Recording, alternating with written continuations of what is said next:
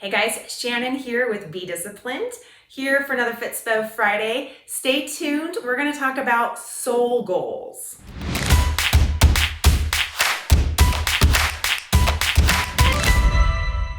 So most of us have all heard about SMART goal setting, right? That acronym is specific, measurable, attainable, relevant, or realistic, I can't remember, and time-based. And these goals, we set these SMART goals to achieve more in our business, relationships, and our fitness. So you want to rock that bathing suit this summer, then you set a SMART goal: specific, measurable, attainable, realistic, and has a time date stamp on it. You want to double production in your business this year, you set a SMART goal. Get smart about it, right? And this is really, I think, an awesome model for the more traditional goal setting / achievements.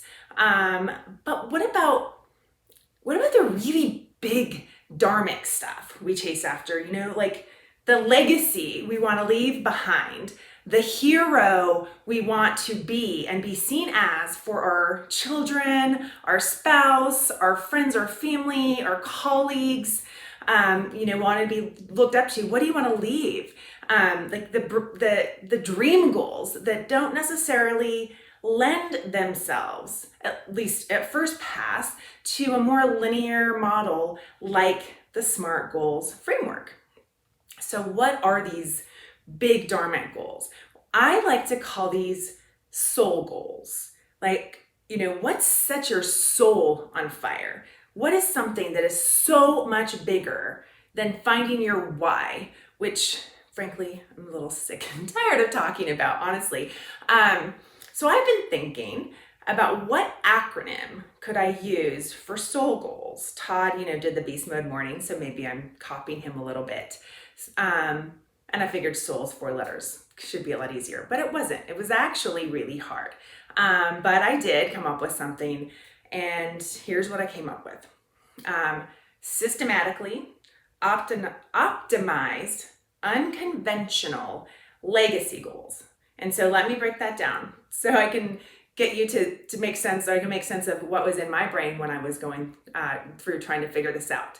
So we want to stay grounded with systematically optimized principles while also being willing to just step into that vast unknown and dream about what might be, what could become, what we could be, what would be described as unconventional, or honestly, even unrealistic. I could have used that one too. Goals that will help us leave a legacy we're proud of. So today, I'm challenging you to make a list of the really big, inspiring goals that you'd like to achieve in your 5 F's. Let me go through those again. It's faith, finance, so that's your career, as well as your budget and all that, family, friends, and fun. Don't forget fun. And so this is not the time to think smaller inside the box. So come up with those in each area, and then further challenge, think about the one goal that you'd like to achieve that would most fundamentally change your life and that would require you to show up as your best self, require you giving every ounce of your strength and energy and challenging you to use every single tool in your tool shed. Use every single gift that God has given you. What is the one big, audacious soul goal? So, kind of begs the question, right?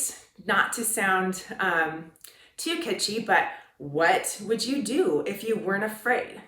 What would you do if you knew you could not fail? To quote, I don't even know how many people, I don't know who to even credit that for at the beginning, but I also like to say, as one of my favorite authors, Brene Brown, says, what is so important to you that you would go for it anyway, even if you know you could fail? That's perhaps the better question.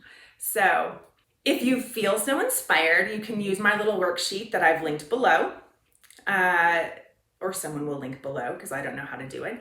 And write down some of your most important soul goals, and then figure out what is the one soul goal you'd most like to achieve that would most fundamentally change your life, and therefore also change the lives of those closest to you, right? Only you can share what you have inside of you.